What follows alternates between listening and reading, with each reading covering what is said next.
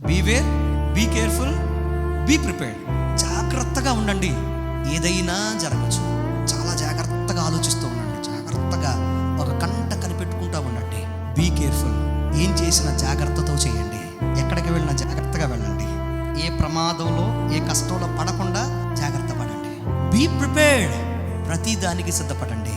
ఎప్పుడు ఏదైనా జరగచ్చు. కట్టుకున్న వారిని కోల్పోవచ్చు, కన్నవారిని కోల్పోవచ్చు, లేదా నీ ఆస్తిని కోల్పోవచ్చు, అంతస్తును కోల్పోవచ్చు, నీ జీవితంలో నీకున్న గృహం కోల్పోవచ్చు, నువ్వు కట్టుకున్న వ్యాపారం, వ్యవసాయము, ఉద్యోగం అన్నీ కోల్పోవచ్చు.